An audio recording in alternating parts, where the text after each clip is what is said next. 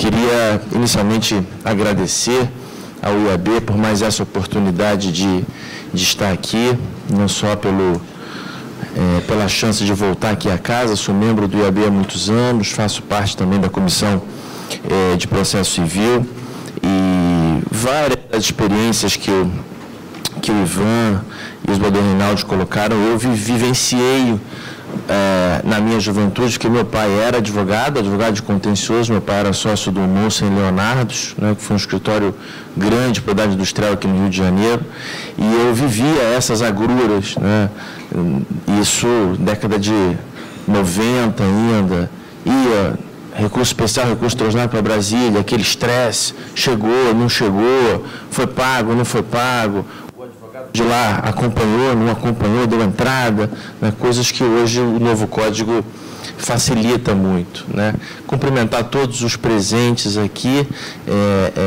na pessoa do professor Vambier, né, dileto amigo. Nos encontramos em Brasília na quarta, nos encontramos aqui hoje, vamos nos encontrando por aí, né. Bom, o tema que me cabe chama a atenção para algumas questões da tutela provisória no novo CPC. Então, eu vou dividir a apresentação em duas partes e vou procurar sistematizar. Eu dispensei também o PowerPoint por conta do adiantado da hora e porque acho que é interessante, nessa questão, trocarmos algumas ideias. Então, eu vou falar um pouquinho no primeiro momento, no segundo momento eu vou provocar vocês, e no terceiro momento, se houver tempo, se a mesa entender que é o caso, a gente abre aqui para as discussões. Tá? Então, considerações genéricas.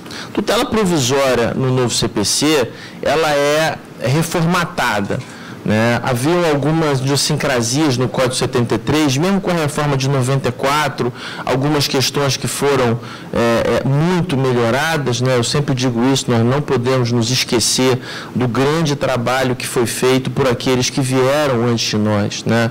Então, ministro Atos, ministro Sálvio, né? Lá em 1994, fizeram todo o trabalho técnico e político, viabilizaram as leis, a chamada grande reforma de 1994, alteraram o 273 do Código de Processo Civil, né, apresentaram à comunidade jurídica a tutela antecipada, a possibilidade de antecipação do exame do mérito da causa.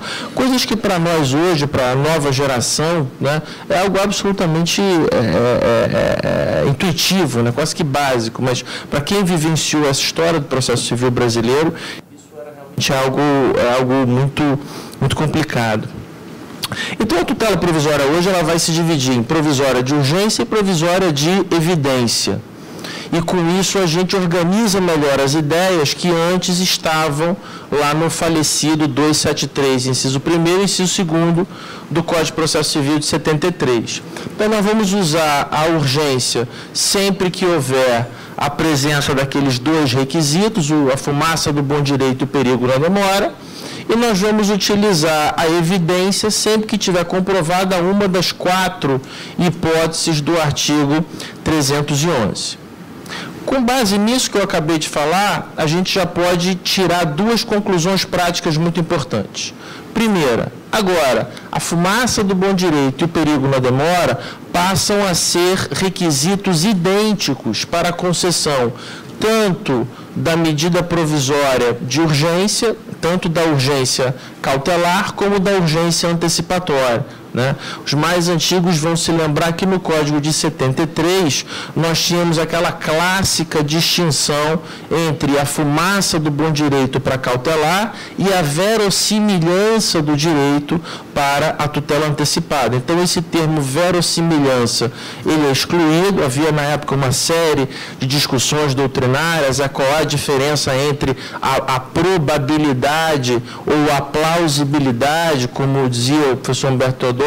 Qual a diferença entre a probabilidade e a verossimilhança, né? A probabilidade é algo maior do que a dúvida, a verossimilhança é algo bem maior do que a dúvida e que chega próximo de uma certeza. Alguns autores chegavam a dizer que a verossimilhança diferença era a certeza de fato e a plausibilidade do direito, enquanto a probabilidade era a plausibilidade de ambos. Enfim, a doutrina, ainda um pouco perdida, tentava encontrar parâmetros objetivos para uma linguagem do código que acabava deixando espaço para esse tipo de questionamento. Então, isso agora acaba. Os requisitos são os mesmos, fumos e perículo, tanto para tutela de urgência cautelar como para tutela de urgência antecipatória.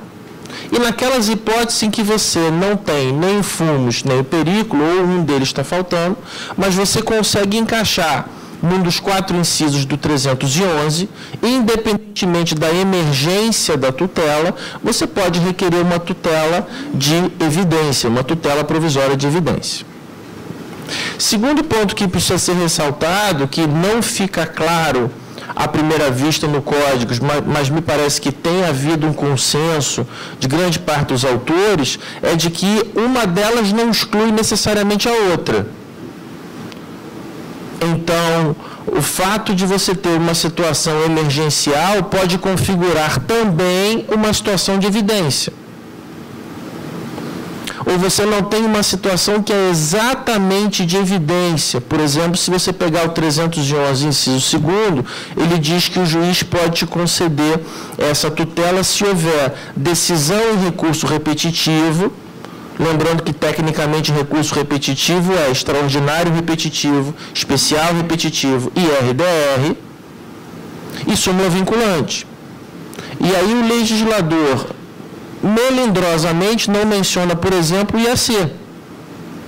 Acabamos de ter uma decisão do STJ sobre o incidente de assunção de competência. Gerou-se um certo caos. Me ligaram da terceira vista aqui, o TJ perguntando, bom, e aí, como é que a gente vincula o precedente do IAC? Porque 1030 do CPC não fala no IAC.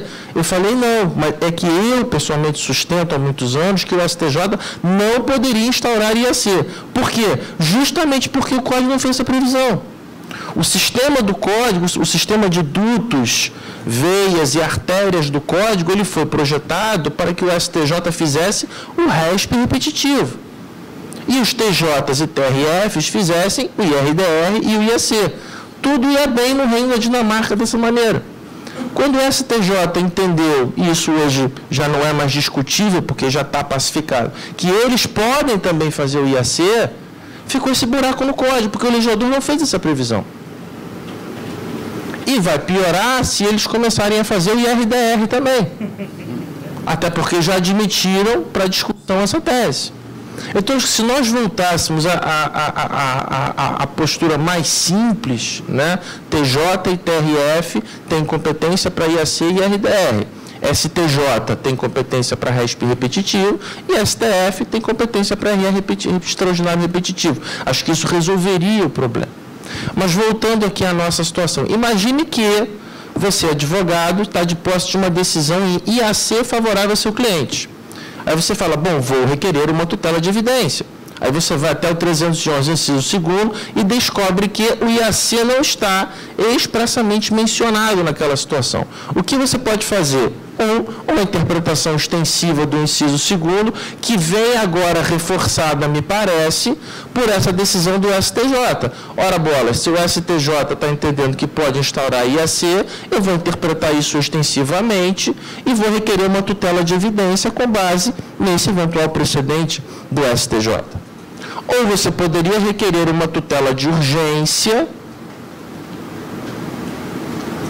indicando no caso concreto os requisitos do fumos e do perículo, né? O fato é que uma tutela não exclui a outra e, em tese, pelo menos em tese, eu não sei se já viram isso aqui no caso concreto, mas pelo menos em tese é admissível que o advogado faça o requerimento amparado nos 2 fundamentos. Ele está pedindo uma tutela de urgência e está pedindo uma tutela de evidência. O juiz poderá deferir com base na urgência, com base na evidência ou com base em ambos, né? Lembrando que agora, pelo novo artigo 10, o contraditório se estende não só aos fatos, mas também aos fundamentos jurídicos, de sorte que o juiz deverá se manifestar sobre aquele fundamento jurídico utilizado.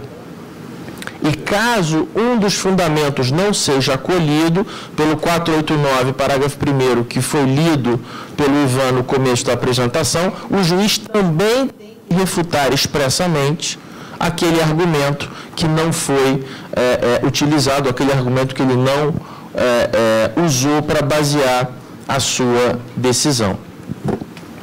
Na tutela de urgência, nós vamos ter a urgência antecipada e a urgência cautelar. Isso já existia no Código de 73, mas isso agora vem, digamos assim, mais bem organizado, vem sistematizado de uma maneira mais clara. E a novidade é que nós passamos a ter a chamada tutela antecipada antecedente. Nós temos tanto a antecipada antecedente como a cautelar antecedente. A cautelar antecedente não é uma novidade. É o que a gente chamava antigamente de cautelar prévia, cautelar preparatória. É aquela cautelar que você requer e, na sequência, você tinha, pelo Código 73, 30 dias para ingressar com a ação principal. Aqui no Código de 73, o processo cautelar era a terceira espécie do gênero processo. Tinha processo de conhecimento, processo de execução e processo cautelar. No novo CPC, você só tem processo de conhecimento e processo de execução. Então desapareceu a cautelar? Calma, desapareceu como espécie de processo. Mas ela permanece normalmente como medida que pode ser deferida antes ou durante o processo de conhecimento ou o processo de execução. Mas a novidade vem, e aí eu vou me dedicar um pouquinho mais aqui a ela, a novidade vem com o 303, que cria essa ferramenta da tutela antecipada antecedente. É como se você pudesse requerer ao juiz, num primeiro momento, naquilo que a gente no jargão forense chama de urgência urgentíssima, você não tem só uma situação de urgência, você tem praticamente uma situação de calamidade. Se aquela providência não for deferida imediatamente nas próximas 24, 48 horas, o seu cliente vai sofrer um dano de difícil ou impossível reparação.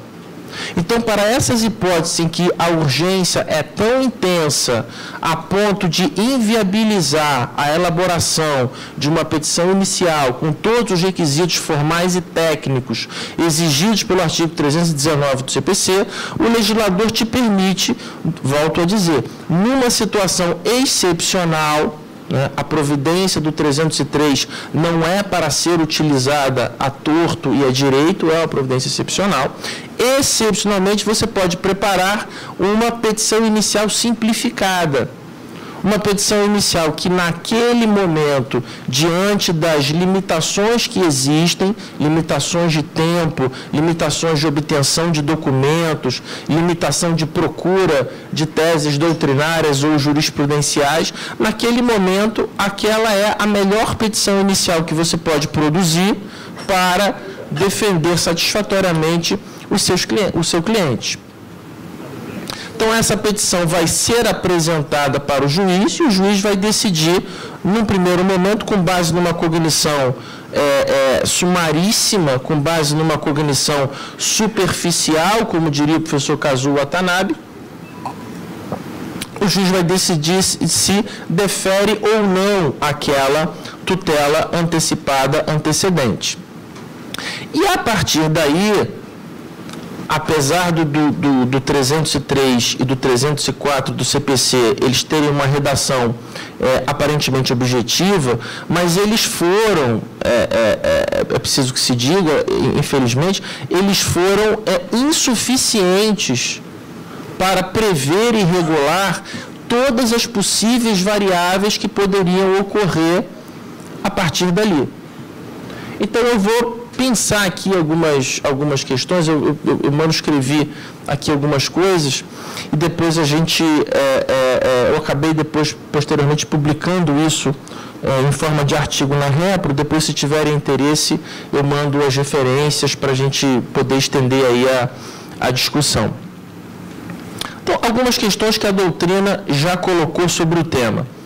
O advogado formula a petição inicial na forma do 303 e o juiz entende que, mesmo diante da urgência do caso, ele, magistrado, não conseguiu compreender compreender exatamente o alcance daquela petição.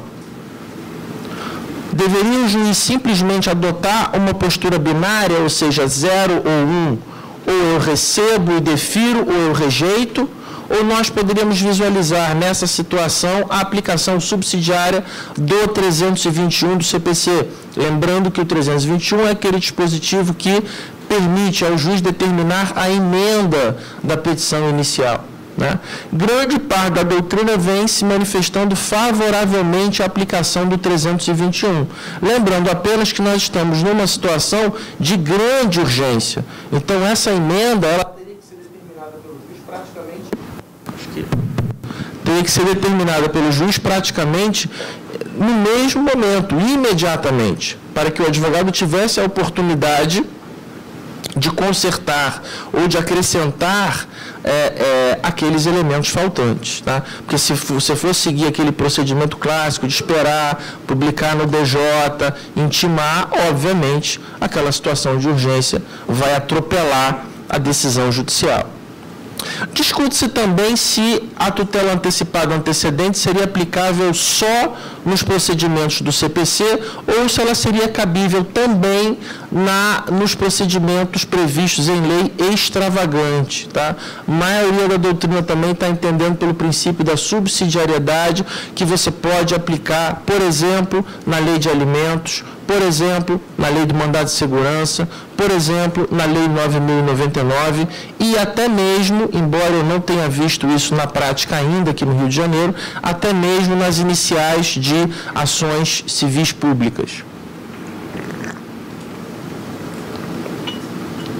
Entretanto, o próprio Código, quando não expressamente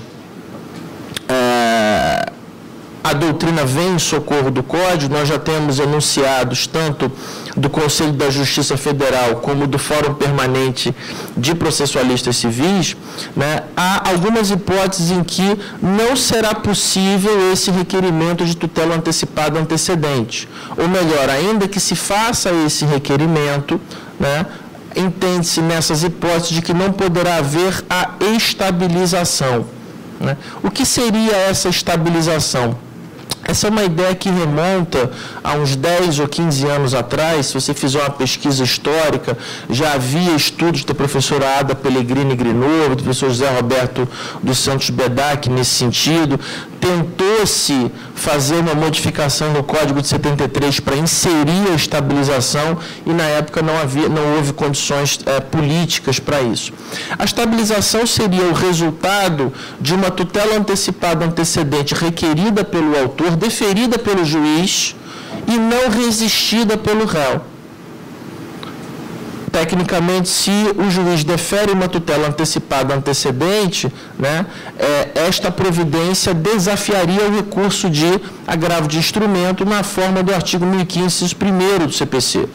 Então, caso o réu não manejasse o agravo de instrumento no prazo legal de 15 dias, isso demonstraria ao juízo o seu desinteresse, pelo menos de brigar por aquele ponto. Pelo menos por aquele ponto específico, ele não estava interessado em brigar, ele não estava disposto eventualmente a suportar ônus sucumbenciais recursais. O advogado faz um exame de custo-benefício e entende que não vale a pena brigar por aquele ponto. Ele simplesmente não agrava. A ausência do agravo levaria à estabilização.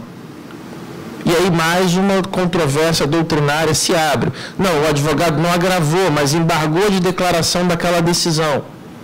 Ele não agravou, mas ele apresentou uma resposta nos autos. Ele impugnou, né? Então, a diferença seria, temos que ler taxativamente, né, literalmente, o agravo como sendo a única providência cabível, ou temos que fazer uma leitura teleológica da norma. Não é só agravar, é impugnar lato sensu. Basta atravessar uma petição, por exemplo, pedindo reconsideração, que dentro desse gênero impugnar, né, aquele requisito já estaria satisfeito.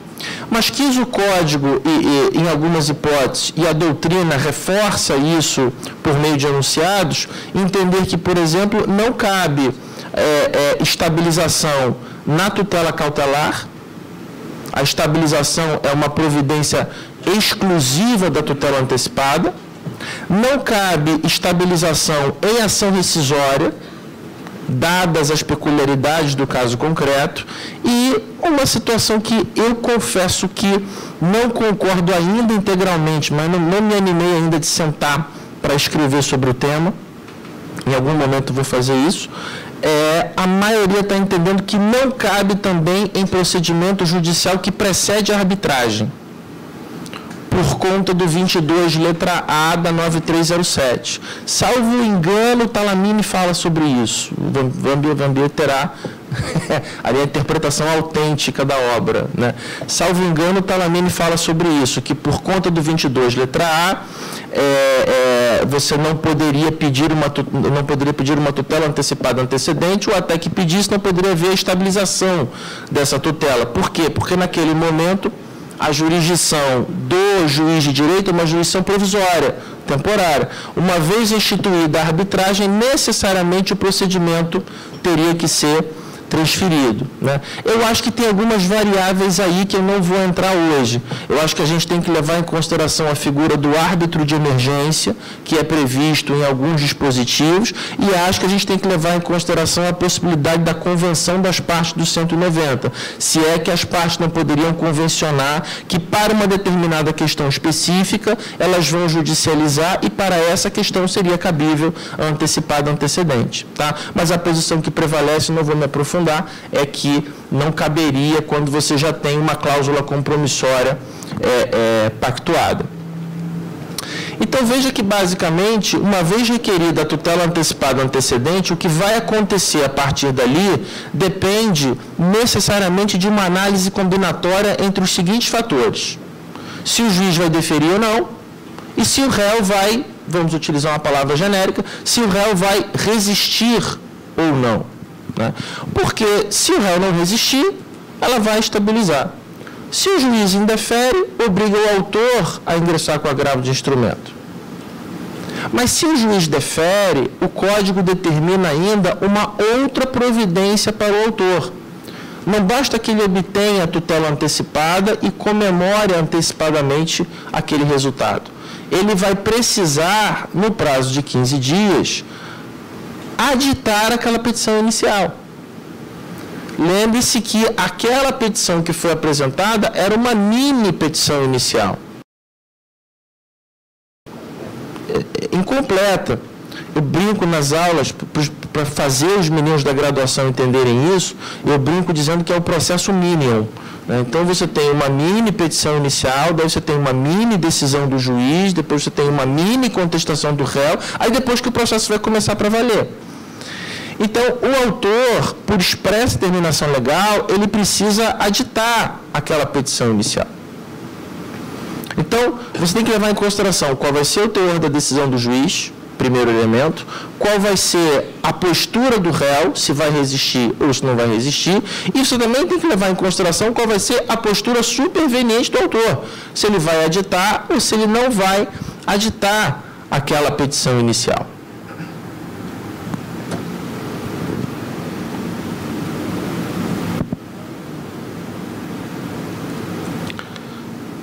Então, para que nós tenhamos essa providência, nós podemos dizer que temos que combinar, no caso concreto, os seguintes requisitos. Número 1, pedido expresso do autor. Parece claro que essa tutela antecipada antecedente não pode ser deferida ex officio pelo magistrado. O juiz necessariamente precisa aguardar a iniciativa da parte interessada.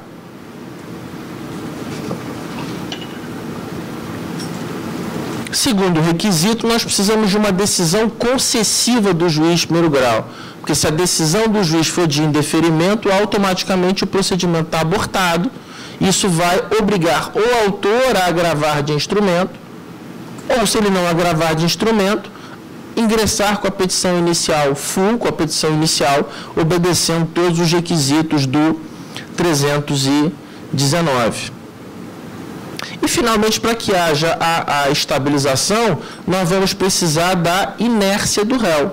Ou o réu não resistiu, ou eventualmente ele até pode vir a resistir, a agravar e perder o agravo no tribunal, e aí sim o procedimento vai ter o seu prosseguimento normal. Uma questão que também tem chamado a atenção da doutrina, vou apressar aqui para nós não nos alongarmos mais e podermos abrir para algum debate, uma questão que também tem chamado a atenção da doutrina é a possibilidade do uso da tutela antecipada antecedente quando do outro lado está a toda poderosa fazenda pública. Posso requerer uma tutela do artigo 303 quando o réu é o Estado lato sensu, né? Temos posição, até onde eu levantei, não sei, agora tem que ver se mudaram de opinião, porque o meu levantamento é do começo do ano, mas temos posição do professor Fred Didier entendendo que sim, caso o legislador quisesse que a fazenda pública não pudesse ser ré nesse tipo de processo, ou caso ele quisesse excluir a fazenda pública, ele deveria ter mencionado isso expressamente no artigo 303, e como ele não fez isso, a regra é que você pode usar o 303 mesmo contra a fazenda pública. Em posição contrária, o Talamini, sustentando que não, embora não exista uma vedação expressa, né, toda a sistemática, sobretudo da questão do reexame necessário, e aplicando isso aí para analogia, o 701, parágrafo 4º do CPC, que trata da monitória contra a fazenda pública, né? Eu até diria, não é que é impossível, mas ia dar um trabalho tão grande que realmente o advogado teria que ver no caso concreto se vale a pena o esforço ou se não seria melhor ingressar com a petição inicial diretamente. Possibilidade de das partes convencionarem sobre o uso, o não uso ou o uso ampliado desta providência. Há enunciado do Fórum Permanente de Processualistas Civis, enunciado número 32, que trata dessa matéria. Numa postura mais privatista, né, alguns autores sustentam que as partes podem negociar antes do processo qual seria a modulação dada à providência dos artigos 303 e 304. Então, as partes poderiam, desde pactuar que naquela hipótese não haverá o requerimento de tutela antecipada antecedente, o que pessoalmente eu não concordo, porque eu acho que esbarra numa questão de ordem pública, esbarra no acesso à justiça. É aquela velha história de você não combinar com os russos, né? Eu acho que você não pode, por convenção contratual, excluir o poder geral de cautela do juiz, desde a possibilidade de você convencionar o uso ou até mesmo estender esse uso. O professor Alexandre Câmara levanta dentro dessa possibilidade, dentro dessa hipótese das partes estenderem o uso do 303, uma situação bastante interessante, que seria a possibilidade de se requerer a estabilização na petição inicial completa. Não estou me referindo àquela mini petição inicial, estou me referindo já à petição inicial do artigo 319. Se as partes poderiam, por convenção, estabelecer que nesta petição inicial um determinado requerimento de natureza antecipatória, uma antecipação do mérito, não resistida pelo réu por meio de agravo, poderia estabilizar. Embora esta não tenha sido a intenção do legislador, me parece que, pelo menos do ponto de vista teórico, não se pode objetar esse entendimento. Lembrando que, em tese, a tutela antecipada que se requer da petição inicial, inclusive, para frente, é uma tutela antecipada incidental. Ela só seria antecedente se fosse requerida antes da petição inicial. Uma questão interessante que também já foi colocada, eu não me recordo agora se pelo Heitor Sica ou pelo Bruno Garcia Redondo, ou talvez por ambos, me faltou aqui a referência, é qual seria o grau de responsabilidade civil que poderia ser aplicado ao autor que requer uma tutela antecipada antecedente, que é deferida pelo juiz e que, na sequência, ele simplesmente abandona o processo, não adita a petição inicial. Vamos lembrar que o não aditamento desta mini petição inicial conduz inexoravelmente à extinção do processo. Mas e se, antes da extinção do processo, durante aquele breve período, durante aqueles poucos dias em que a tutela antecipada estava em vigor, foram decretadas providências que geraram prejuízo para o réu? 3 dias, 4 dias, uma semana, o réu suportou um prejuízo, ele foi desapossado de um bem, ele perdeu o poder decisório numa assembleia de acionistas, ele, por qualquer motivo, sofreu direto ou indiretamente um prejuízo econômico.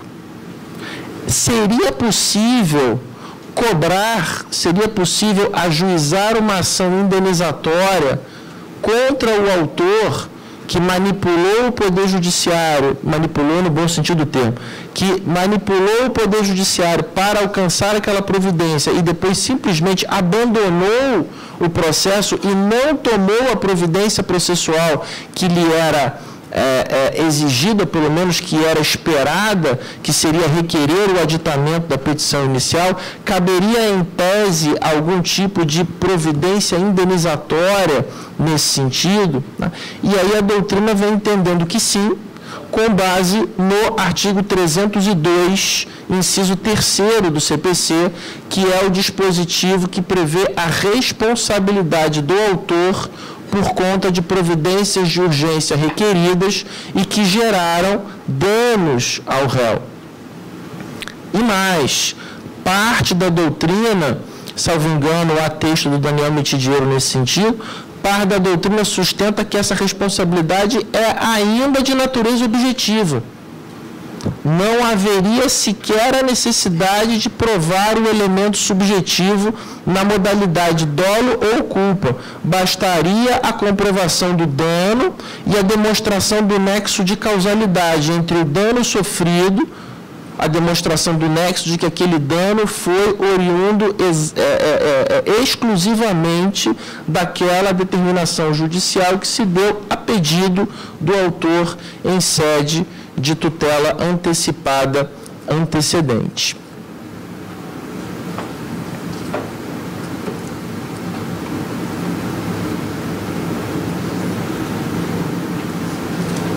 Talvez um último comentário aqui sobre 303 é sobre a figura da estabilização.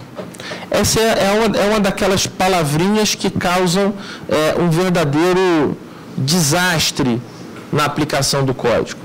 Porque o 303 e o 304, eles não usam nem a palavra preclusão e nem a palavra coisa julgada. Nós fomos acostumados, nós fomos educados dentro dessa linha de que para decisões interlocutórias, decisões durante o processo, você tem o fenômeno da preclusão, que é um fenômeno interna corporis, e para as sentenças você tem a coisa julgada, que pode ser formal ou material, dependendo do tipo de sentença e do tipo de efeito que vai ser produzido. E íamos convivendo muito bem com isso. Até que vem o novo CPC e coloca aqui no 304 e depois repete essa palavrinha lá no 357, no saneamento, ele fala da estabilização. E aí você começou a pensar, bom, que diabo é isso? Estabilização é sinônimo de preclusão? Não. É sinônimo de coisa julgada? Não. Então vamos tentar tatear, vamos tentar estabelecer algum parâmetro objetivo mais claro. Você poderia dizer que estabilização está em algum momento entre a preclusão e a coisa julgada. Ok. Acho esse raciocínio válido. Alguns autores meio que ressuscitaram, né? Eu já vou até pedir desculpas ao Salvador Luciano, que os juízes têm verdadeiro pavor dessa expressão que eu vou dizer agora, que é preclusão pro judicato. Você quer arrumar um inimigo na magistratura, você fala em preclusão pro judicato. Eu vou defender aqui, eu sou advogado licenciado. Você pode bater à vontade. Fala meio por acaso. Normalmente os magistrados têm pavor dessa expressão. Você quer arrumar um inimigo, você chama assim, preclusão ao prejudicado. Acabou a sua amizade, você vai ficar extremista para o resto da vida. Mas, durante muito tempo, chegamos a ter até uma bela dissertação da PUC de São Paulo, não me lembro agora se foi orientação do João Batista Lopes, ou do Cássio, mas uma bela dissertação publicada pela RT justamente sobre o tema preclusão ao prejudicado, que era a ideia de que determinadas questões, a preclusão é um instituto voltado para as partes, né? Mas em determinadas situações excepcionais, essa preclusão atingiria também o juiz. E aí tínhamos aquela velha discussão do 267, parágrafo 3º do CPC antigo, que de certa maneira se renova com 485, parágrafo 3º do novo CPC, que são as chamadas questões de ordem pública. Houve aí um embate durante muitos anos entre o Cândido Marco e o próprio José Carlos Barbosa Moreira, Alexandre Câmara, na edição anterior ao Código, no volume 1 do Lições de Processo Civil, ele colocava todas as posições que existiam sobre o tema, quais as questões que vinculariam ou não o juiz, mas sempre se entendeu que as questões de ordem pública, então, basicamente, condições da ação, pressupostos processuais, nulidades absolutas, e mais aquelas de mérito que o juiz pode conhecer de ofício, ou seja, prescrição e decadência, que essas questões não estariam cobertas aí por essa preclusão judicado. Então, talvez essa estabilização do 304 e do 357 queira, de alguma maneira, nos indicar um ressurgimento, um renascimento dessa história da preclusão judicado. Então, se houve a tutela antecipada antecedente estabilizada, mesmo que haja uma mudança no juiz da causa, mesmo que aquele juiz venha se remover, se aposentar, venha um outro juiz a assumir a condução daquele processo, ou mesmo que seja o mesmo juiz, uma vez estabilizada aquela decisão, não poderia haver mudança de entendimento sobre ela. Tá? Essa é a posição que nós temos sustentado. Então, a estabilização é alguma coisa, não se sabe exatamente o que é mais do que uma preclusão e é menos do que uma coisa julgada. Ok? Meus amigos, eu vou abreviar um pouquinho por conta do adiantado da hora e para que a gente possa também colher aí outras manifestações. Renovo os agradecimentos a todos os amigos aqui presentes, renovo a homenagem ao nosso eterno mestre José Carlos Barbosa Moreira, na pessoa do Carlos Roberto aqui presente, e devolvo a palavra aqui ao nosso presidente. Muito obrigado.